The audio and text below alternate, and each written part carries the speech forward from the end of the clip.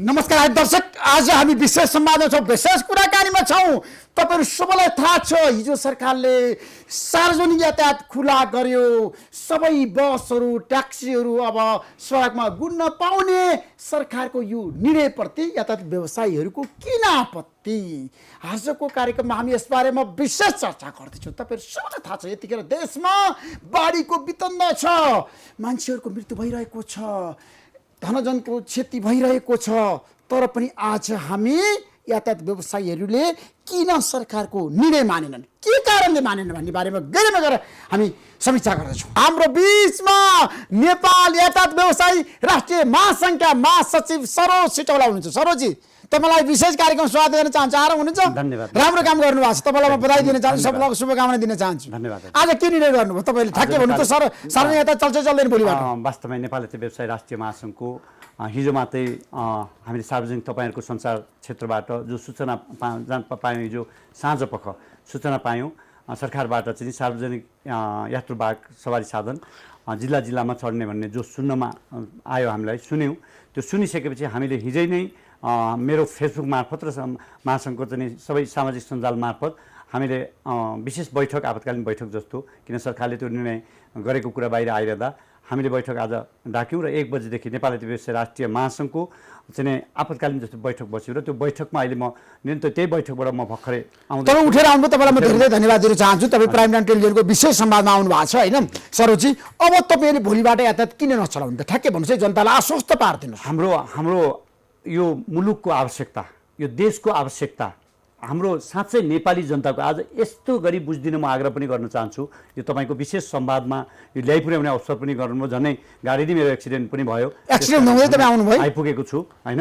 त्यस कारणले म के अनुरोध गर्न चाहन्छु भने खालि हामीले चाहिँ फोहोरी राजनीति कसैले पनि नखेल्नु। देशभरिका आज यातायात व्यवसायी खरानी भएका छन्। आज हामीले हाम्रो कुरा निरन्तर रूपमा, तपाईँ आँसु पनि झार्नु आज, भावीहरू पनि हुनुभयो। कारण के भन्नु सरोजी, बताउनुहोस्।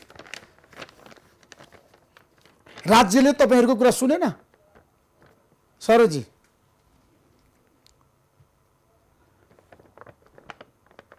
यो पढेर सुनाउनु सरोजी।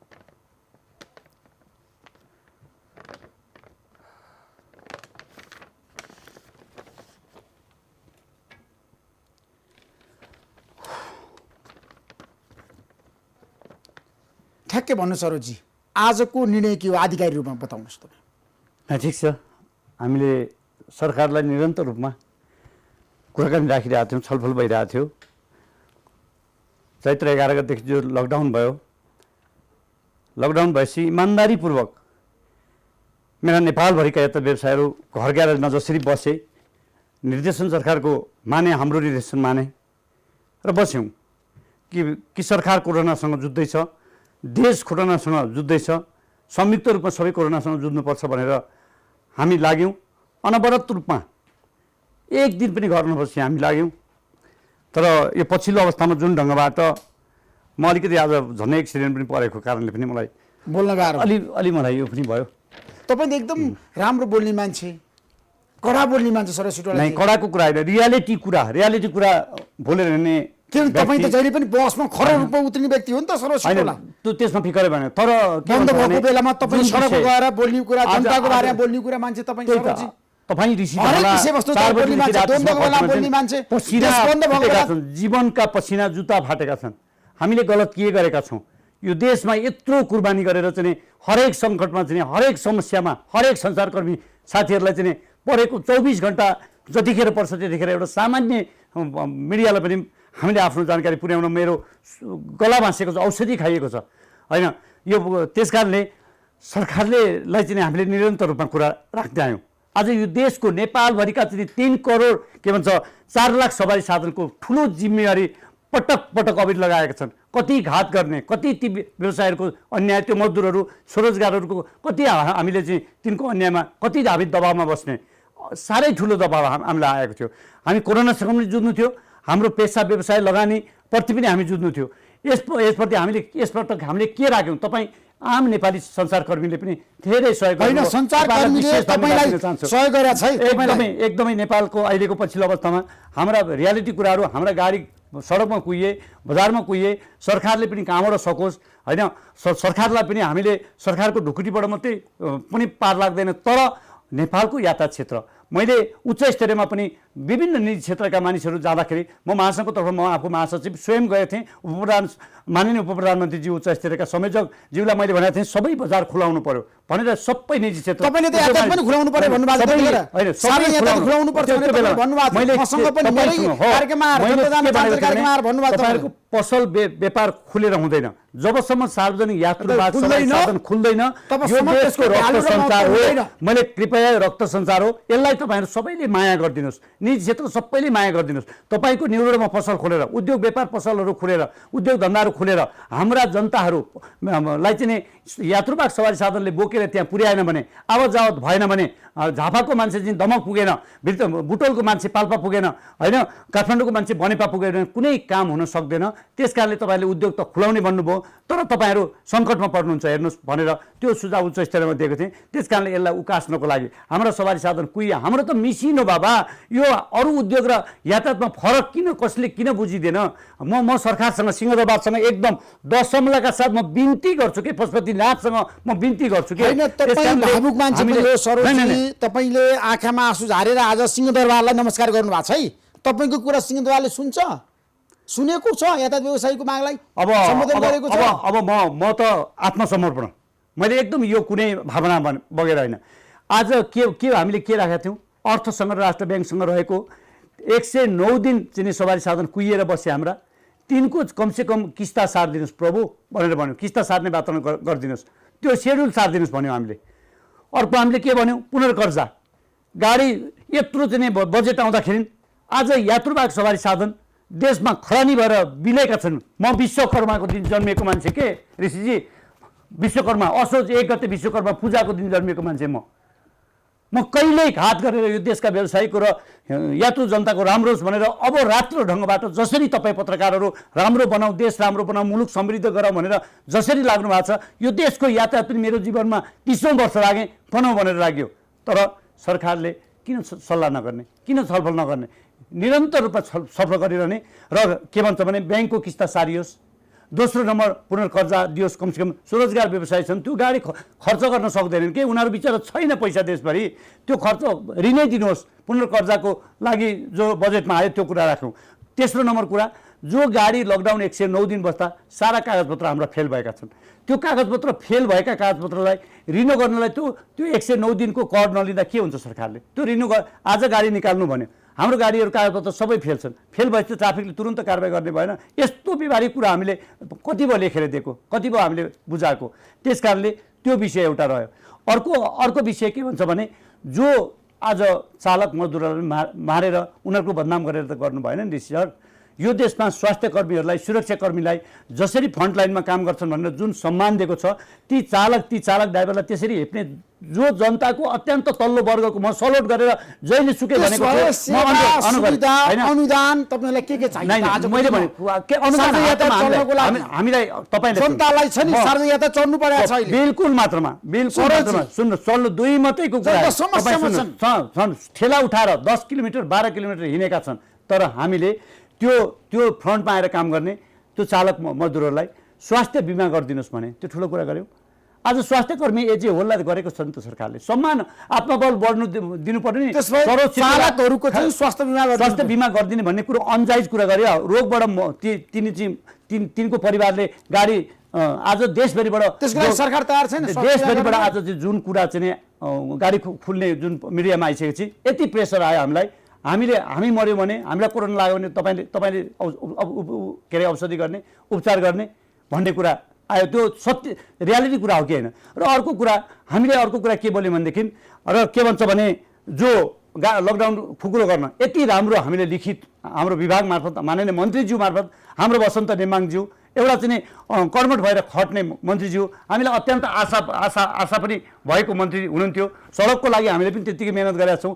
उहाँलाई हामीले के भन्छ भने लकडाउन खुलाउँदा होइन, पहिलो के भन्छ भने मजदुर त्यो चालक जो कन्डक्टर हेल्पर हुन्छ होइन र यात्रु हुन्छ, तिनको स्वास्थ्यको ग्यारेन्टी लिदिनु पर्यो नि, हामीलाई लिदिनु पर्यो भनेर त्यो लेखेर दिएका छौँ। त्यसबाट कोरोना सुरु भयो भने सार्वजनिक सवारी साधनबाट कोरोना सुरु भयो भनेर हाम्रो बदनाम अनि हाम्रो बदनाम हुन्छ तुरुन्तै होइन भाडा वृद्धि गर्ने सरकार तयार हो त 50% तपाईलाई फाइदा भयो यो बिल्कुल बाटोमा हाम्रो माग गर्यो यो हामीले पपुलर हाम्रो माग के हो व्यवसायको मागलाई सम्बोधन गर्न हामीले भाडा वृद्धि गर्ने सरकारले लिखित रूपमा हामीले बनाएको अहिले म्याच्योर्ड कुरा हाम्रो के थियो भन्दाखेरि हामीले लिखित रूपमा हामीले सरकारलाई दिएको थियौँ के भन्छ भने हाम्रो सवारी चल्दाखेरि लकडाउन खोलेर सोसियल डिस्टेन्सलाई पार लगाएर 50% यात्रु जुन राखिनुपर्छ भन्ने कुरा जो ल्याएको छ स्वास्थ्य सङ्गठनले दिएको स्वास्थ्य मन्त्रालयले दिएको नेपाल सरकारले दिएको ऐन कानुन नियममा पक्कै पनि हामी बस्नुपर्छ योसँग जुझ्नको लागि दिन कोरोना बढेर गइरहेको छ त्यो डिस्टेन्सलाई बढाउनको लागि त्यो दिनभरि त्यो गाडीको चालक परिचालकहरूले काम गर्छन्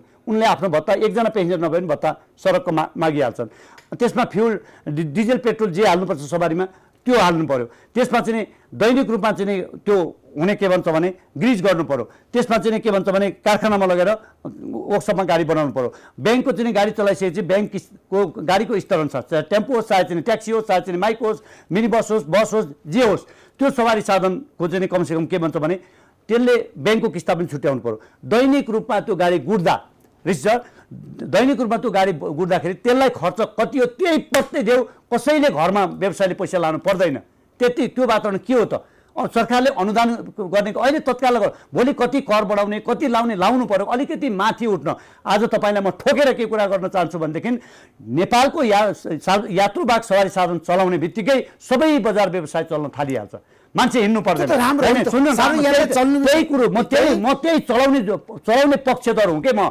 चलाउनु पर्छ भन्ने सबैभन्दा ठुलो बस गरिरहेर हिँडेको मान्छे चलाउने वातावरणको लागि त्यो चल्यो भने त राजस्व पनि वृद्धि हुन थाल्यो नि त व्यवसायहरूले मान्छे जसका सटर छन् तिनको भाडा दिन थाल्छ मान्छेले फर्किन थाल्छ मनोबल बढ्छ अनि के हामी खुला हुन्छ भिड हुन्छ आज म बैठकबाट सिधै तपाईँले धेरै कल फोन गर्नुभयो म यहाँ आइपुगेँ यो म तपाईँको यो विशेष कार्यक्रम मार्फत प्राइम टेलिभिजनको विशेष कार्यक्रम मार्फत सम्पूर्ण पत्रकार साथीहरूलाई म के अनुरोध गर्न चाहन्छु भने हामी कसैप्रति पनि कुनै पनि राजनीतिक पार्टीप्रति दलप्रति यो जुन लडाइँप्रति कसैप्रतिको पनि त्यो हाम्रो गलत भावना छैन नितान्त नेपालको सार्वजनिक सवारी साधनलाई सडक ग्यारेज हाम्रो वर्क्स के अरे ग्यारेजमा राखेका सडकमा राखेका बाटोमा राखेका गाडीहरूलाई मर्मत गरेर सडकमा ल्याउने इन्भाइरोमेन्ट बनाइदियो सरकार भनेर त्यो इन्भाइरोमेन्ट कसरी बनाउने के गरेर त्यही त भने त ब्याङ्किङ सम्बन्धीका पुनर्कर्जादेखि लिएर लोन सार्दिनेदेखिका वातावरण लोन कति महिना सार्दिने लोनको चाहिँ जस्तो आजको लोन तपाईँलाई 3 महिनासम्मको लागि सार्दिने कि 5 महिनासम्मको सार्दिने कि हाम्रा ब्याङ्कहरूले पनि राष्ट्र ब्याङ्कहरूले पनि हामीलाई पोजिटिभ कुरा गर्नुभएको छ उहाँहरूको पनि लगानी हो उहाँहरूलाई हामीले के भनेको छौँ भने आज 10 खरब रुपियाँ नेपालको सार्वजनिक क्षेत्रमा सार्वजनिक यातायातमा लगानी छ त्यसमा 70 देखि 80% चाहिँ ब्याङ्कको लगानी छ 10 खरब नेपालको सार्वजनिक 4 लाख सवारी साधन छन् त्यसमा 7 देखि 8 खरब लगानी त ब्याङ्कको छ ब्याङ्कका हामी लक्ष्मी हौँ के जसरी यात्रु माल ढुवानी गर्दा हाम्रो सामान छन् ती लक्ष्मी भन्छौँ नि ब्याङ्कका पनि त हामी लक्ष्मी हौँ त्यस कारणले अहिले तपाईँले थाहा पाउनुहुन्छ 100% ब्याज ब्याङ्कहरूले लिइरहनु भएको छ त्यो नलिदिनुहोस् अहिले तपाईँले केही न केही हामीलाई घटाइदिनु सक्नुहुन्छ घटाइदिनुहोस् र के भन्छ भने त्यो 5 वर्ष छ भने 6 वर्ष बनाइदिनुहोस् 1 वर्ष छ भने 2 वर्ष बनाइदिनुहोस् हामीलाई अलिकति बाटो हिँड्ने ठाउँ बनाइदिनुहोस् तपाईँहरूको ऋणबाट हामीले अनुदान मागेको छैन ऋण हामीले तिर्दैन भनेको छैनौँ देशभरिका व्यवसायले त्यो डिप्रेसनमा छन् के पेलाइमा छन् त्यस कारणले हिजो मात्रै तपाईँको मिडिया मार्फत चाहिँ मैले पनि सुनेको थिएँ राष्ट्र ब्याङ्कका प्रवक्ताज्यूले यो चाहिँ देशभरिबाट पेल्दैन मेसेज गर्दैन भने आज मेरो भावना चाहिँ देशभरिको यातायात व्यवसायको चाहिँ पीडा पनि बोल्दैछ के ऋषिजी ती भोकाएर उफ्रेका मजदुरहरूको पीडा पनि बोल्दैछ कि सडकमा हामीले गाडी समस्या आज भोगिरहनु भएको छ यातायात व्यवसायीहरूको पनि समस्या छ समस्याको कुरा तपाईँले समस्याको समाधान भनेको सरकारसँग बसेर वार्ता गरेर तपाईँले हामी वेलकम मागलाई सम्बोधन गर्न लागि पहल गर्नु पर्यो मेरो आग्रह छ हिजो अहिले पनि अर्थ मन्त्रालय जानु प्रधानमन्त्री कहाँ जानुहोस् हैन वसन्त निवाङसँग कुरा गर्नु मलाई अलिकति बोल्न तर तपाईँ आज जनतालाई क्लियर कट बताउनुहोस् मलाई अलिकति के बोल्न दिनु अब कति दिनभित्र सार्वजनिक यातायात चल्छ म तपाईँलाई म अहिले भने नि यो टेलिभिजनमा आउन कति टाइम लाग्यो नि त्यसै गरी त्यो सवारी खुलाउनको लागि त्यो वातावरण 1 महिना लाग्छ कि 10 दिन लाग्छ कि 20 दिन लाग्छ कि 5 दिन लाग्छ भन्नु सरकारले चाह्यो यदि भनेदेखि सरकारले हामीलाई बोलाएर हाम्रा विषयमा तपाईँ सञ्चारकर्मीहरूले पनि त पोजिटिभ भूमिका सरकारलाई हामी अत्यन्तै स्ट्रङ होस् सरकारसँग हामी यो कामना गर्छौँ। मुलुकको सरकार कहिले पनि कमजोर नहोस्। कुनै पनि सरकार, हामी कुनै सरकारको पक्ष र विपक्षमा र पार्टीहरूको पक्ष र विपक्षमा हामी छैनौँ कि नितान्त पेसागत रूपमा सर्वसाधारण जनताहरू चढ्ने सवारीको चाहिँ हामी काम गर्दैछौँ। यो विषयमा अलि गहन ढङ्गबाट होइन, गहन ढङ्गबाट तपाईँले छलफल गर्नुहोस्, निष्कर्षमा पुग्नुहोस्। सरोजी, मेरो प्रश्न कहाँनिर हो मलाई सुन्नुहोस् है। हजुर, आज आवश्यकता भनेको यातायातको छ। काठमाडौँ बाहिर पनि यातायातहरू चल्नुपर्छ, सुचारू हुनुपर्छ। कति सम्भव छ काठमाडौँबाट मेची, महाकाली, हिमाल, पाहाड, तराई यही कुरामा पटक मन्त्रीज्यूलाई विभागमा यातायात व्यवस्था विभागले अझ बेसी इनिसिएसन नलिएर पनि अलिकति हामीलाई चिन्ता छ। एउटा युवा जुझारु खालको जुन यातायात व्यवस्था विभागका महानिर्देशक हुनुहुन्छ भन्ने हामीलाई बौद्धिक परेको भन्ने आशावादी थियो। तर अझ एक्सनमा उहाँको यहीँबाटै भने मैले अलिकति एक्सनमा नआइदा त्यो राम्रो व्यक्तित्वको रूपमा मैले लिएको छु। माननीय हाम्रो यातायात मन्त्री बसन्त नेमाङले साँच्चीकै इनिसिएसन लिएको, तर त्यो कहाँबाट अर्को कसले रोकिदियो के? त्यस कारणले हामीले गाडी चलाएन भन्न हामीलाई जुनसुकै किसिमको सरकारले मुद्दा लगाओस्, जेसुकै लगाओस्, त्यो लगाउन पनि सरकार तयार पनि हुन सक्छ। हाम्रो विषयमा जनमत तपाईँहरू निकाल्नु भनेको अहिलेको अवस्थामा, हिजोका दिनमा के थिए हाम्रो आफ्ना कुराहरू, यो आजको अवस्थामा कोरोनासँगको विषयमा गाडी कुहिएर बसेका गाडीहरूलाई, झार पलाएर चाहिँ लेउ पलाएका गाडीहरूलाई सडकमा ल्याउने र यात्रुकोसँग समेत कोरोनाबाट कतिको ठुलो प्रभाव पर्छ भनेर स्वास्थ्यको ग्यारेन्टी वातावरण गरिदिनु पर्यो भन्ने कुरा, यो कुरा हामीले गलत बोल्यौँ भने यो देशको यातायातमा काम गरिरहनुको अर्थ कसैले छैन। यो कसले जिम्मा लिने हो, लिए हुन्छ कि? त्यसो भए तपाईँहरू चाबी बुझाइदिनु सरकारलाई। यो नै हामी चाबी बुझाउनु सरकारलाई। राख्नुहुन्छ म एउटा कुरा चाहिँ खरबौँ रुपियाँ ब्याङ्कमा तपाईँहरूको लोन छ, ऋण छ मात्रामा म के अनुरोध गर्न चाहन्छु भने यो मुलुकको अत्यन्त जिम्मेवार नागरिक पनि हामी हौँ। त्यो जनताप्रति हाम्रो धेरै ठुलो उत्तरदायित्व पनि छ। त्यो आशा पनि नेपाली जनताहरूले गरेका छन्। मैले भने नि सामान्यभन्दा सामान्य एउटा सर्वसाधारण यात्रा गर्ने मान्छे, भिआइपी मान्छे त कारमा कुदेकै छन् त। ऋषिजी थाहा पाउनु भएको छ नि, आज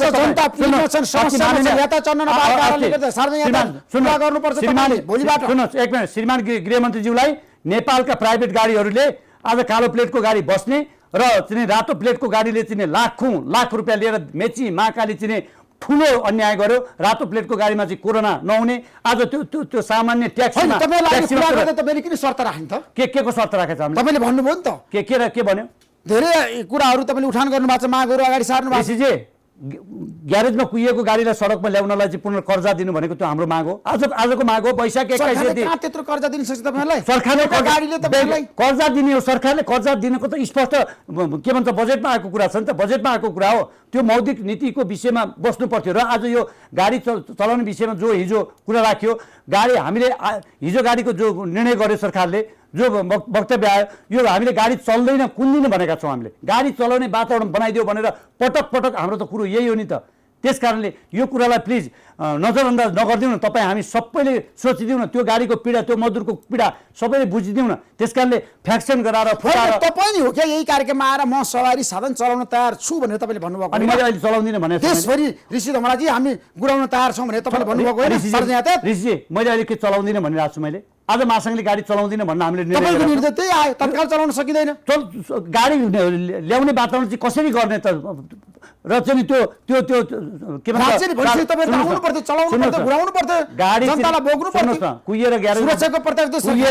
कुहिएर सडकमा बसेको हाम्रो ग्यारेज छैन, सुरक्षा हो। त्यही त कुरा त, यात्रुलाई सुरक्षित राख्न, मजदुरलाई सुरक्षित राख्न, त्यो चाहिँ सेनिटाइजर गर्नु पर्यो। दिनको 2500 एक्स्ट्रा खर्च छ ऋषिजी। एउटा गाडी चल्दा 2500 एक्स्ट्रा खर्च, सेनिटाइजर किन्नु पर्यो, त्यो अर्को चाहिँ त्यो हान्ने अर्को किन्नु पर्यो। ल एउटा त्यो गन त हामीले एक दिन किनेपछि होला, पिपी हामीले चालकलाई दिउँला। अनि सबै कुरा हामीले गर्नुपर्ने, सबै कुरा सरकारले के गर्ने? हामीलाई चाहिँ सरकारले केही गरिदिनु पर्ने सरकारले चाहिँ। त्यस कारणले यत्रो कोरोनाको समयमा आज हाम्रा क्षेत्रका यातायात मजदुरले एक पैसा पनि राहत कहीँबाट पाएन। मैले सरकारको कुनै हालतले मैले विरोध गरेको होइन, यो अन्यथा कहीँ पनि नलाओस् कृपया। त्यस कारणले भ्रम पनि सिर्जना नहोस् बाहिर फेरि होइन। यो मुलुकका पोलिटिकल पार्टीहरूलाई म अनुरोध गर्न चाहन्छु, कति बहस गरिदिनु भयो तपाईँ राजनीतिक पार्टीका सबै पोलिटिकल पार्टीले बहस गर्नुपर्छ। अलिकति अनुरोध म गर्न चाहन्छु, बजेट आउनुभन्दा पहिला यो देशका सबै राजनीतिक पार्टीहरूलाई नेकपा नेपाल कम्युनिस्ट पार्टी, नेपाली काङ्ग्रेस एउटा अर्को पार्टी र यो देशका अन्य तल्लो तहका पार्टीले बजेटभन्दा एक दिन पनि यातायातको विषयको कुरा उठाएको कहीँ देख्नुभयो तपाईँले? बजेटको विषयमा यो जनताको मुद्दा, जनताको विषयमा अगाडि लाने भन्ने यो देशका शक्तिशाली पार्टीहरूले पहिला कसै सांसदले उठाउनु। जब बजेटको कुरा सिद्धियो अहिले केही सांसदहरू बोलेर आफ्ना कुराहरू पपुलर गर्दै हुन्छ। दुःख लाग्दैन हामीलाई मात्र। हामी चाहिँ जतिखेर यो देशका लुटेर ठग फटामा हामी दज हुने अनि सांसदजीहरू मान्यजीहरू चाहिँ अनि उयो हुने, यो अन्याय भएको छ हामीलाई देशमा, ठुलो अन्याय भएको छ। त्यस कारणले यो सवारी कुहिएर बसेको सवारी साधन गुडाउनको लागि खर्च गर्नु परेन, ब्याट्री हाल्नु परेन। एउटा गाडीमा रेकर्डै दिएका छौँ, एउटा टेम्पूमा 10,000 लाग्ला, खर्च 10,000 लाग्ला, एउटा ट्याक्सीमा 15,000 20,000 लाग्ला। उदाहरण मैले तपाईँलाई दिन्छु, ऊ पनि पीडाले निक्लेको छ उसको हालत। त्यसपछि माइक्रो बसमा 50-1 लाख लाग्ला, त्यहाँबाट अर्को मिनी बसमा 2 लाख लाग्ला, त्योभन्दा अर्को चाहिँ अरू भिआइपी गाडीहरू छन् त्यसमा 3-4 लाख लाग्ला। त्यो पुनर्कर्जा भनेको ऋण मागेको, ऋणै हो नि। 4 लाखसम्म दियो भने गाडी चल्छ। 10,000 त्यो ऋण लिनलाई 10,000 देखि 4 लाखसम्म दियो भने गाडी चल्छ। त्यो होइन, त्यो एउटा भयो। मैले अघि भने नि 1 2 3 ब्याङ्कको किस्ता सारिदिनु पर्यो, कागजपत्र रिन्यू गर्ने वातावरण गरिदिनु पर्यो र चाहिँ के भन्छ भने मजदुरहरूको चाहिँ कोरोना बिमा गरिदिनु पर्यो। यी र अनि त्यहाँबाट लकडाउनलाई चाहिँ चलाउने विषयमा स्वास्थ्यको वातावरण बनाएर मजदुरहरू र चाहिँ त्यो गाडी गुड्दाको खर्चको वातावरण गरिदिनुपर्छ। म मानेन सम्पूर्ण यो मुलुकका राजनीतिक पार्टीका सबै आदरणीय व्यक्तित्वहरूलाई म अनुरोध गर्न चाहन्छु, शीर्षस्थ तहमा यो हाम्रो निवेदन जाओस्, सबै जाओस्।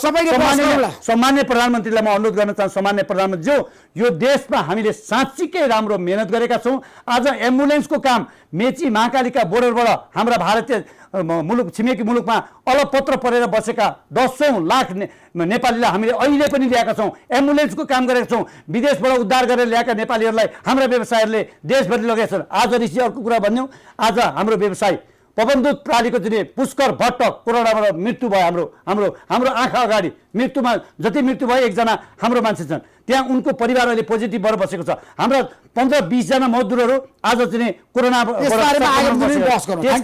त्यस कारणले यो यातायात भनेको यो मुलुकको रक्त सञ्चार हो। यो मेरो जीवन रगत पसिना यसैमा गएको छ। महासङ्घका सिङ्गो देशका व्यवसायहरूले अत्यन्त आशो भरोसा देशभरिका व्यवसायले गरेर बसेका छन्। हाम्रो कुनै किसिमको बार्गेनिङ छैन। सिंहदरबारभित्र हामी सरकारले अहिले भर्खर बैठक बोलाओस्, भोलि बिहान बोलाओस्।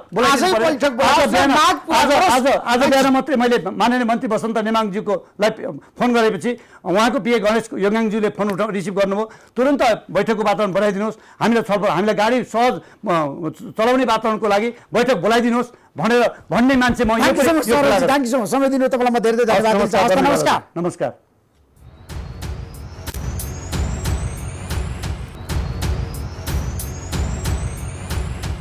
यतिखेर हाम्रो बिचमा सार्वजनिक यातायात केन्द्रीय महासङ्घका अध्यक्ष हुनुहुन्छ होम प्रसाद अधिकारीजी, तपाईँलाई म यो विशेष संवादमा स्वागत गर्न चाहन्छु। धन्यवाद। भोलिबाट यातायात चल्छ होइन?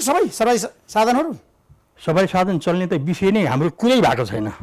किन कुरा भएको छैन? हामीसँग सरकारले तपाईँहरूसँग कुरा गरेर चाहिँ खुला गरेको होइन। सरकारले हामीसँग कुरै गरेको छैन। हामीलाई फेरि बोलाउँछु र सल्लाह गरेर मात्रै चलाउँछु भनेको थियो, तर हामीलाई ढाँट्यो। सरकारले ढाँट्यो तपाईँलाई? विकास सरकारले भन्नु किन ढाँट्यो? अब अहिले त आवश्यकता छ नि, सार्वजनिक यातायात चल्नु पर्दैन होम प्रसाद अधिकारीजी? सार्वजनिक यातायात चल्नुपर्ने कुरा त पहिल्यैदेखि हो। अनि र यो अहिलेसम्म चलाउन नसक्ने सबभन्दा चाहिँ कमजोरी नेपाल सरकारको र चाहिँ स्वास्थ्य सेवा विभागको र यो चाहिँ नेपाल यातायात मन्त्रालयको विभागको यिनीहरूले चासो नै लिएन। यो सरकारी निकायबाट सार्वजनिक यातायात चलाउनु पर्छ भन्ने चासो लिएन।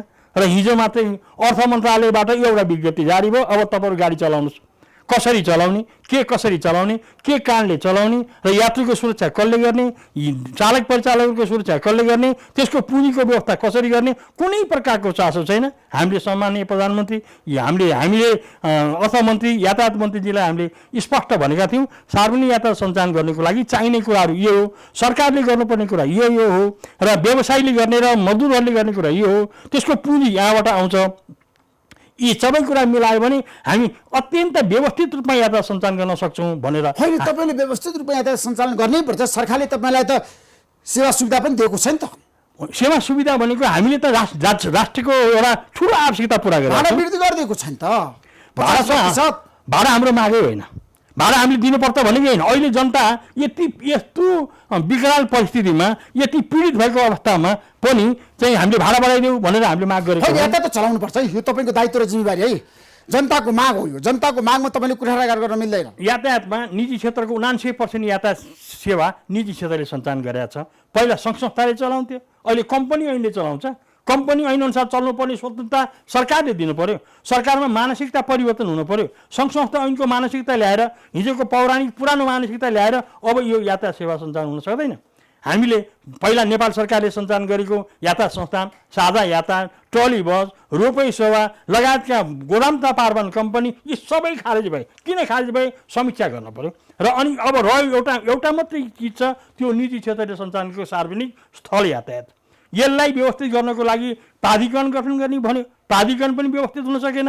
यसलाई व्यवस्थित गर्ने भने कुनैले चासो लिएको छैन। नेपाल सरकारले त सडक बाहेक बाँकी काम केही गरेकै छैन। र हामीले होइन, यातायात व्यवसायीहरूले पनि सरकारसँग डिल गर्न त सकेन नि त। तपाईँहरू पनि चुक्नु भएको छ नि त, कन्भिन्स गर्न सक्नु भएको छ नि सरकारलाई। समस्या के भयो भने तपाईँहरू विभाजित हुनुहुन्छ। सडकमा अहिले चाहिँ यातायात मन्त्रालयमा सडकको तर्फबाट भेट्न चाहनेहरूले चाँडो एकदम दिनको 2 पटक 3 पटक 5 पटक भेट्न चाहने, यातायात व्यवसायीले भेट्न चाह्यो भने महिनामा 1 दिन पनि पालो आउँदैन। 1 दिन पनि उहाँले भेट्ने इन्ट्रेस्ट गर्नुहुन्न। किन होला भनेर हामीले भन्यौँ। र यस्तो किसिमको सार्वजनिक यातायात परिवहन तथा यो सार्वजनिक यातायात तथा परिवहन मन्त्रालय हामीलाई छुट्टै चाहिन्छ भनेर हामीले भन्नुपर्ने परिस्थिति किन आयो भने हामीले कहिल्यै पनि यसले प्राथमिकता यो जनताको सेवा, जनतालाई नभइनुहुने सार्वजनिक यातायात सेवामा सरकारको वास्तविक ध्यान जानै सकेन। र हामीलाई अब छुट्टै मन्त्रालय चाहियो, छुट्टै व्यवस्था चाहियो, छुट्टै अधिकार सम्बन्ध उच्च आयोग चाहियो भनेर हामीले पटक पटक भन्नुपर्ने कारण पनि यही नै हो। त्यसकारण हामीले अहिले नेपाल सरकारलाई अहिले पनि हामीले यस्तो स्थितिमा पनि लकडाउनमा पुरा सहयोग गरेका छौँ। सरकारले भनेको सब कुरा हामीले मान्यौँ। सरकारले भनेको सबै कुरा तपाईँले गर्नु भएको छ, मान्नु भएको छ। अहिलेसम्म मान्यौँ। किन यातायात नचलाउनु त? यातायात किन चलाउने? चलाउनको लागि पनि हामीले सुझाव दिएका छौँ। हामीले हाम्रो सुझावलाई चाहिँ मुखले हुन्छ भन्ने, एकदम राम्रो सुझाव, के राम्रो सुझाव भन्ने, तर लागू नगर्ने। अर्थ मन्त्रालयमा हामीले फाइल पठाइदिएर त्यहीँबाट तपाईँहरूको सुविधा त्यहाँ पठाएको छौँ भनेर जिम्मेवारी पन्छाउने र अर्थ मन्त्रालयमा गयो, यातायात मन्त्रालयमा जानुहोस् भनेर जिम्मेवारी पन्छाउने र त्यहाँ दुवै ठाउँ गयो प्रधानमन्त्रीका निर्णय हुनुपर्छ, क्याबिनेट निर्णय हुनुपर्छ भन्ने जिम्मेवारी पन्छाउने। तपाईँ त परिपक्व अनुभवी मान्छे हो नि त ओमप्रसाद अधिकारी चाहिँ। तपाईँको लामो यसमा छ नि, यो यात्रा तय भएको हो नि त, होइन? तर आज आएर सरकारले भन्यो, तपाईँहरूलाई आग्रह गर्यो, अनुरोध गर्यो, निर्णय गर्यो, सबै सार्वजनिक यातायात चलाऊ, जनतालाई सेवा सुविधा दियो। त्यो दायित्व तपाईँहरूको होइन? हामीले लिन्छौँ, तर हामीलाई जिम्मेवार दिनु पर्यो नि। के चाहियो तपाईँहरूलाई यातायात चलाउनलाई? सबैभन्दा पहिला स्वास्थ्यको सुरक्षाको चाहियो कि हाम्रा चालक परिचालकहरूलाई सेनिटाइजर तपाईँहरूसँग छैन? होइन, सरकारले दिनु पर्यो। त के दिनु? मास्क छैन तपाईँहरूसँग? होइन, हामीलाई त यो तपाईँहरूलाई थाहा छँदैछ। अहिले एउटा चाहिँ कोरोनाको स्थितिमा चाहिँ मेडिसिनहरू किनेर चाइनाबाट ल्याउँदाखेरिको विकराल परिस्थिति, 10औं अरबको परिस्थितिको चाहिँ तपाईँले देख्नु भएकै छ। र हामी निजी क्षेत्रका यातायात व्यवसायलाई ल यो चाहिने सामान हामी दिन्छौँ, तपाईँहरूले फलान ठाउँबाट लिनु भन्नुहोस् पनि नेपाल सरकारले सकेन। जबसम्म यात्रु र हाम्रा स्टाफहरूको सुरक्षा हुँदैन, जबसम्म हाम्रो यात्रुलाई चाहिँ हामीले समयमा ठाउँमा पुर्याउन सक्ने हामीसँग ग्यारेन्टी हुँदैन। यात्रुलाई तपाईँले समयमा किन ठाउँमा पुर्याउन सक्नुहुन्न? के कारणले? सबभन्दा पहिले त अहिले यो चाहिँ सबभन्दा रोगै भने यो कोरोना रोग 1 नम्बर कुरा भयो। होइन, कोरोना रोग 1 नम्बर कुरा हो। अब तपाईँहरूले सार्वजनिक यातायातमा चढ्ने मान्छेहरूको जुन छ नि मागलाई सम्बोधन गर्न सक्नुहुन्न? उनीहरूलाई त सबभन्दा पहिला सुरक्षा चाहियो नि। सुरक्षाको प्राथमिकता तपाईँहरू दिन सक्नुहुन्न? हामी त्यो कुरा होइन नि। ट्राफिक प्रहरी के अरे ट्राफिक यातायात चलाउँछ, उसले सुरक्षा दिनु पर्दैन? सुरक्षाको काम त नेपाल सरकारको हो। जीवज्यानको सुरक्षाको काम जनताले जीव ध्यानको कुरा गर्दाखेरि त्यहाँ असुरक्षित हुन्छ नि त जनता। जनतालाई आश्वस्त गर्नु पर्यो, तपाईँहरू निश्चिन्ता हुनुहोस्, गाडी चलाउने जिम्मा हाम्रो भयो, व्यवस्थापन कहीँ सरकारले चाहिँ जे सुविधा दिनुपर्ने त्यो सुविधा हामी दिन्छौँ भनेर सरकारले भन्नु पऱ्यो। सुरक्षाको ग्यारेन्टी हामी गर्छौँ भन्नु पऱ्यो। एउटा यात्रु अहिले चाहिँ नेपाल सरकारले हिजो गरेको निर्णय कस्तो अचम्मको निर्णय छ भने तपाईँहरूले 50% मात्रै यात्रु राख्नुहोस् र गाडी सञ्चालन गर्नुहोस् भनेर एउटा आदेशात्मक कुरा गर्यो। यातायात व्यवसायी भनेको निजी क्षेत्र हो। निजी क्षेत्र पार्टनरसिप रूपमा राम्रो तरिकाले व्यवहार गरेर राम्रो तरिकाले काम गर्नुपर्छ। सरकारले आफूले चलाएका सबै फेल भए, कुनै कुरा चलेको छैन र निजी क्षेत्रमाथि आदेशात्मक कुरा लागू हुँदैन। अरबौँ 10औं खरब लगानी भएको निजी क्षेत्रको पुँजीलाई अब धराशायी बनाइदिने, समाप्त बनाइदिने, अनि कहाँबाट ल्याउने अर्को पुँजी, कहाँबाट त्यो व्यवस्था गर्ने, कसरी सञ्चालन गर्ने, यस्तो किसिमको जटिल परिस्थितिमा एक दिन पनि सरकारले ध्यान दिन सक्दैन। त्यत्रा विभाग छन्, विभागको औचित्य समाप्त भइसक्यो। यातायात मन्त्रालयको छ, उनीहरूले खालि सडकका फाइल बाहेक यातायात मन्त्रालयको फाइल त हेर्दै सवारी सार्वजनिक यातायातको फाइल होइन। मेरो प्रश्न कहाँनिर भन्दाखेरि तपाईँलाई आज जनताले धेरै सेवा सुविधा खोजेका छैनन्, जनताहरू घरमा बसिरहेछन्। अहिले सावधानी अपनाएर जनताहरू सार्वजनिक यातायात चढ्न चाहन्छन्। त्यसमा तपाईँहरूले त्यो वातावरण बनाउने कि नबनाउने? हामीले एकदम ठिक छ तपाईँले भनेको कुरा। हामीले सरकारले आज तपाईँको दायित्व हो कि होइन? हामीले गर्छौँ भनेको छौँ। हामीले तपाईँ नेतृत्व हुनुहुन्छ, तपाईँ पन्छिन मिल्छ, भाग्न मिल्छ, मिल्दैन। हामीलाई सरकारले चाहिँ जिम्मेवारी दिनु पर्यो। सार्वजनिक यातायात केन्द्रीय महासङ्घ नेपालको अहिले वैधानिक सङ्गठन यही एउटा हो। किनभने नेपाल सरकारले यसलाई कम्पनी ऐन अनुसारको चाहिँ पहिलो सार्वजनिक यातायात केन्द्रीय महासङ्घ नेपाल बालवाला गृहमन्त्रीले उद्घाटन गरेर यसलाई वैधानिकता प्रदान गरेको र नेपाल सरकारले मान्यता दिएको। रामबहादुर थापा बादलले मान्यता दिएको संस्था यही हो। नेपाल सरकारले मान्यता दिएको यही हो। र यसमा चाहिँ यो महासङ्घलाई हाम्रो नेकपाका वरिष्ठ चाहिँ हाम्रा मन्त्रीज्यूहरूले भर्खरै पूर्व प्रधानमन्त्रीजीले चाहिँ उद्घाटन गरेको, माधव कुमार नेपालजीले उद्घाटन गरेको संस्था यही हो। सम्मानीय प्रधानमन्त्रीजीले ल तपाईँहरू यो महासङ्घलाई चाहिँ व्यवस्थित गर्नुहोस् भनेर शुभकामना दिनु। नेपाल राष्ट्रिय यातायात व्यवसायी महासङ्घ चाहिँ कुन संस्था हो त? नेपाल राष्ट्रिय यातायात व्यवसायी महासङ्घ भन्ने संस्थै छैन अहिले, संस्थै छैन। किनभने छैन। नेपाल राष्ट्रिय यातायात व्यवसायी महासङ्घ भन्ने संस्था त नेपाल यातायात व्यवसायी राष्ट्रिय महासङ्घमा परिणत भयो। त्यो परिणत भएको एउटामा 7वटा महासङ्घ थिए, तपाईँलाई थाहा छैन। मैले सबै महासङ्घलाई एउटा बनाएर सबैको संयुक्त राजीनामा गराएर एक व्यवसायी हकितको लागि मैले एउटा महासङ्घ बनाएर मैले 13 वर्षसम्म बाहिर बसेँ। मैले काम गर्दिनँ भन्नु, तपाईँहरू गर्नुहोस् कि काम भनेर युवाहरूलाई जिम्मेवारी दिएर म बाहिर बसेका थिएँ। तर उहाँहरूले त्यो संस्था चलाउनै सक्नु भएन। नेपाल सरकारलाई उहाँहरूले कुनै प्रगतिको कार्यक्रम दिन सक्नु भएन र एउटा सिन्डिकेट गरेको, समयमा कर तिरेको भन्ने चाहिँ एउटा फजुल आरोप लगाएर त्यो महासङ्घलाई नवीकरण गरिदिएन र 2076 साल वैशाख 2 र 4 गतिको क्याबिनेटको निर्णयले ती सबै संस्था बदल गर्यो। कुनै संस्था नवीकरण छैन र तपाईँको संस्था बाहेक अरू संस्था वैधानिकतामा गएको छैन। सङ्घ संस्था महासङ्घमा छँदै छैन, यही एउटा मात्रै महासङ्घ हो। महासङ्घ भनेको तपाईँको मात्रै हो, किनभने अरू सबै कम्पनीमा परिणत हुनुपर्ने, नियमअनुसार कम्पनीमा जानुपर्ने। कम्पनीमा परिणत भएको छैन। भएका जति गएका सदस्यहरू कम्पनीमा परिणत भए र बाँकी यो महासङ्घ कम्पनीमा परिणत भएको छैन। भएको हामीलाई जानकारी अहिलेसम्म छैन। सरकारले खारेज गर्ने र अनि पछि तिनीलाई बोलाएर कार्यक्रम गर्ने, यो नौटङ्की नाटक भयो नि। यो आवश्यक छ भने फेरि त्यसलाई खोलिदिए भने फेरि चलाइदिए भयो, हामीलाई त्यसको पनि आपत्ति छैन। त्यसो ओमप्रसाद अधिकारीजी, आजको दिनमा यातायात व्यवसायीहरूको संस्था कतिवटा छ त? महासङ्घमा यही नै सार्वजनिक यातायात केन्द्रीय महासङ्घ नेपाल एउटा मात्रै हो, यो महासङ्घ मात्रै हो। र यसमा अब देशको सबै कम्पनीमा गए, कम्पनी ऐन 2063 बमोजिम दर्ता भएका सबै कम्पनी, अधिराज्य भएका सबै कम्पनी अब यातायात व्यवसायी कम्पनीहरूमा गए। ती कम्पनीहरूको मेम्बरसिप अब महासङ्घले लिन्छ। यो महासङ्घलाई केन्द्रीय छाता सङ्घको रूपमा काम गर्न केन्द्रीय छाता महासङ्घको रूपमा यसलाई लिनुपर्छ। यसलाई यो कानुनी रूपमै वैधानिक रूपमा यो हो। यसलाई नेपाल सरकारका विभिन्न निकायले वैधानिकता पनि प्रदान गरेको छ र हामी त्यही अनुसार काम पनि गर्दैछौँ। अहिले 172 कम्पनी यसभित्र प्रवेश छन्, हजारौँ कम्पनी प्रवेशको लाइनमा छन्। किनभने हामीले कोरोनाको कारणले प्रवेश गराएको छैन। कोरोना हट्ने बित्तिकै हजारौँ कम्पनी यसभित्र प्रवेश गर्दैछन्। यो राष्ट्रिय छाता सङ्गठन यही नै हो। तर तपाईँलाई थाहा छ नेपाल राष्ट्रिय यातायात व्यवसायी महासङ्घ नै आधिकारिक हो भनेर किन भनिरहेछन् त मान्छेहरूले? त्यो भ्रम हो। मैले त्यही चर्चा छ। मैले अहिले हिजो 3 दिन भयो विकास समितिको बैठकमा त्यत्रो बृहत साथीहरू हुनुहुन्थ्यो। त्यहाँ बृहत साथीहरू हुन्थ्यो, नेपाल सरकारका निकायहरू, मान्यजीहरू, विभिन्न सङ्घ संस्थाका ट्रेड युनियनहरूको सबै साथीहरू हुन्थ्यो। अब हामीले हिजोको भ्रम पाल्नु हुँदैन, भ्रमबाट मुक्त हुनुपर्छ, तब मात्रै विकास गर्न सकिन्छ। मैले हिजोका कम्पनी साझा यातायात संस्थान लगायतका ती नेपाल सरकार चलेका कम्पनी पनि कोल्याप्स भइसके, तर मानसिकतामा त्यही छ। सरकारको काम गर्ने मानसिकतामा त्यही छ। ती संस्था कहाँ गइसके छैन। र अब यति यातायात व्यवसायी संस्थामा पनि 7वटा महासङ्घ थिए, 7वटा महासङ्घमा 6वटा महासङ्घ त समाप्तै भइसके। अब नेपाल कम्युनिस्ट पार्टी निकट तपाईँको संस्था हो, होइन हामी स्वतन्त्र रूपमा हामी नेपाली कङ्ग्रेसका साथीहरू हुनुहुन्छ त्यहाँ, माओवादीका साथीहरू हुनुहुन्छ त्यहाँ, एमालेका साथीहरू हुनुहुन्छ त्यहाँ, स्वतन्त्र व्यवसायीहरू हुनुहुन्छ त्यहाँ। हामीले त्यसलाई ओपन गरेका छौँ। कहीँ राजनीतिक कलर त्यसमा छैन, राजनीतिक उद्देश्य त्यसभित्र छँदै छैन। पेसागत प्रतिस्पर्धी संस्था छ अर्को अहिले छैन हामीसँग, त्यही एउटा मात्रै महासङ्घ। कसरी एउटा मात्रै हुन्छ, अर्को त्यत्रो महासङ्घ छ। अब हो यही कुरामा चाहिँ सरकारले यो छिनोफानो गरिदिनु पर्थ्यो क्या। सरकारले किन छिनोफानो गर्नु पर्थ्यो भने महासङ्घ भनेको के हुनु पर्यो, कसरी हुनु पर्यो, सञ्चालन कसरी हुनुपर्छ, त्यसको व्यवस्थापन कस्तो हुनुपर्छ, त्यति त सरकारले राख्न सक्छ नि रिकर्ड। त्यति पनि रिकर्ड राख्न सकेका छैन। उसलाई आवश्यक परेको हिजो रघुवीर महाशयजीले गङ्गु बस पार्कको सञ्चालनको क्रममा चाहिँ त्यो महासङ्घलाई लिफ्ट दिएर राख्यो। गङ्गु बस पार्क सफल गर्नु थियो उहाँले, र उहाँको लगानी त्यसमा थियो। त्यो लगानीलाई चाहिँ संरक्षण गर्नको लागि त्यो राष्ट्रिय महासङ्घलाई चाहिँ जबरजस्ती उहाँले चाहिँ पालेर राख्नुभयो। त्यसो भए राष्ट्रिय महासङ्घ भनेको रघुवीर महासेठले सञ्चालन गरेको संस्था हो, संरक्षण गरेको संस्था हो। हिजो त्यही हो। अब अहिले के गर्नु भएको छ त्यो हेर्न बाँकी छ। तपाईँहरू सहकार्य गर्ने पक्षमा हुनुहुन्न? सहकार त हामीले अस्ति चाहिँ कार्य यो व्यवसायको सबैभन्दा ठुलो यातायात व्यवसाय हो, नेपाली व्यवसाय। यो छ भने हामी सबै छौँ। यो व्यवसाय नै छैन भने हामी पदाधिकारीको केही काम छैन।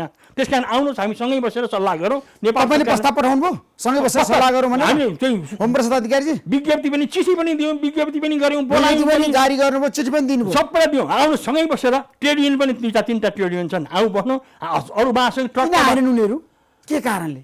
अब अहिले तपाईँले चाहिँ महासचिवलाई बोलाउनु भएको थियो, सरोज सिटोलाजी, तर उहाँ के कारणले जानुभयो तपाईँलाई थाहा छ नि?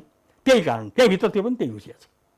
हामी त बोलाएको, बसेर कुरा गर्न सक्ने अवस्था हुनुहुन्न। मैले सरोज सिटरलाई मैले बोलाएकै हो, पहिला पनि टेलिफोन गर्दै बोलाएको। हाम्रा अरू महासङ्घका साथीहरूलाई पनि बोलाएको, 3-3जना प्रतिनिधि बस्छौँ हामी। र एउटा चाहिँ संयुक्त रूपमा चाहिँ विकास समितिले पनि त्यही भनेको थियो। तपाईँ सबै मिलेर ट्रेड युनियन, व्यवसायी सबै मिलेर एउटा मागपत्र बनाएर दिनुहोस्, हामी सरकारलाई रुलिङ गर्छौँ भनेको थियो। त्यो रुलिङको र फेरि बोलाउँछु भनेको कुरा नै लागु भएन। लागु नहुँदै त्यो त अर्थमन्त्री। तपाईँहरूसँग कति छ त सवारी साधन देशभरि? अधिराज्यभरिको सवारी साधन त हाम्रै हो नि। तपाईँहरूकै हो? अधिराज्यभरिको सवारी साधन तपाईँहरूको अब हाम्रै हो। त्यसलाई अब लिगल्ली रूपमा चाहिँ हामीले भित्र प्रवेश गराउने काम हामी यातायात केन्द्रीय महासङ्घकै हो। लकडाउन अब कम्पनी नभइकन गाडी चल्न पाउँदैन। कम्पनीको महासङ्घ छाता सङ्गठन यही हो, नेपाल सरकारले मान्यता दिएको। नेपाल सरकारले मान्यता दिएको तपाईँको नेतृत्वको महासङ्घ हो, त्यसलाई मान्यता दिएको छ। सार्वजनिक यातायात केन्द्रीय महासङ्घ 2000। अनि सरोज सिटोला महासचिव भएको संस्थाको अध्यक्षलाई चाहिँ मान्यता दिएको छैन? अब नेपाल सरकारले खारिज गर्यो, हामीले गरेको होइन नि। नेपाल सरकारले खारिज गर्यो। 2072 साल के अरे 75 साल 2076 साल वैशाख 2 गतेको क्याबिनेट हजुरले कुनै पनि बेला रामबहादुर थापा गृहमन्त्रीलाई बोलाएर तपाईँ इन्टरभ्यू लिन सक्नुहुन्छ। उहाँले खुलत्त पारिदिनुहुन्छ हामीले भनेको कुरा। 2 गते र 76 साल वैशाख 2 गते र 4 गतेको क्याबिनेटको निर्णयले उहाँहरूलाई चाहिँ नवीकरण गर्दैन। अब एउटा हामी निष्कर्षमा पुगौँ, तपाईँ परिपक्व मान्छे, यातायात व्यवसायीहरूको मागलाई सम्बोधन गर्नुपर्छ, तपाईँको दायित्व हो, जिम्मेवारी हो। तर यातायात व्यवसायीहरूले पनि जनताको पीडामा कहिले पनि साथ दिएन है, जनताको पक्षमा उभिएन है, आफ्नै स्वार्थमा लाग्यो, कमाउन लाग्यो। तपाईँ आज सम्पन्न हुनुहुन्छ, तर आज यात्रुहरूले सार्वजनिक यातायात किन चढ्न नपाउने? एउटा कुरा आज धेरै राम्रो कुराको सोध्नुभयो। मैले एउटा कुरा, म पुरानो मान्छे भएको हुनाले मैले बताउँदा राम्रो पनि हुन्छ। विगतमा चाहिँ ठुला भूकम्प, पूर्वमा भूकम्प, धरानमा भूकम्प गयो, दुधुन्डा भूकम्प गए, त्यसमा चाहिँ राहतका सामग्री लाने ल्याउनेदेखि लिएर त्यसमा चाहिँ दुःख पाएका चाहिँ यात्रुहरूलाई लाने ल्याउनेदेखि लिएर सारा काम हामीले गऱ्यौँ। हामीले जनताको सेवामा हामी नगएको होइन, र सरकारले गर्न नसकेको यात्रु सेवा हामीले चलाएका छौँ। सरकारले गर्न नसकेको यात्रु सेवा हामीले चलाएका छौँ र निजी क्षेत्रले यो चलाएको छ। यो भएन भने चाहिँ अहिले हेर्नुहोस्, अब नेपाली यातायात व्यवसायीले यो सञ्चालनको चाहिँ जुन दायित्व नलिदिएको भए, जसरी सरकारी संस्थानका गाडीहरू समाप्त भए त्यस्तै यो पनि समाप्त हुन्थ्यो। र यहाँ कि विदेशीको भर पर्नु पर्थ्यो, विदेशी आएर सञ्चालन गर्थ्यो, कि चाहिँ एउटा कुनै अर्कै विदेशको पुँजीपति आएर सञ्चालन गर्नु पर्थ्यो, र त्यो परिस्थितिमा नेपालको इज्जत कहाँ जान्थ्यो? अहिले राष्ट्रिय पुँजी, हामीले राष्ट्रिय पुँजी, हाम्रो राष्ट्रिय रोजगारी, राष्ट्रिय चाहिँ पेसाहरू, यसलाई चाहिँ संरक्षण गर्नुपर्छ भनेर नेकपाको विधानमा पनि लेखेको छ, कम्युनिस्ट पार्टीको विधानमा पनि राष्ट्रिय पुँजीपतिको संरक्षण गर्छु भनेर, म राष्ट्रिय रोजगारीको संरक्षण गर्छौँ भनेर त्यो पनि लागू भएको छैन। र स्वतन्त्र पेसा गर्न पाउँछ भनेर संविधानमा लेखाएको छ, त्यहाँ पनि हस्तक्षेप भएको भएछ। यसको चाहिँ छिया चकनाचुर पार्ने काम सरकारबाटै भइरहेछ र यसलाई संरक्षण अहिलेसम्म गरेको छैन। सरकार एउटा कुरा गरेको छ, लेखेर एउटा कुरा दिएको छ, राष्ट्रिय योजना आयोगले निजी क्षेत्रलाई प्रोत्साहन दिनु भनेर यत्रो ढड्डामा लेखाएको छ, त्यो पनि भएको छैन। र सरकारले गर्नु पनि कागजमा जम्मै गर्ने, व्यवहारमा उपरिणत नगर्ने, यसले गर्दाखेरि नेपालको यातायात व्यवसाय धराशायी भएको छ।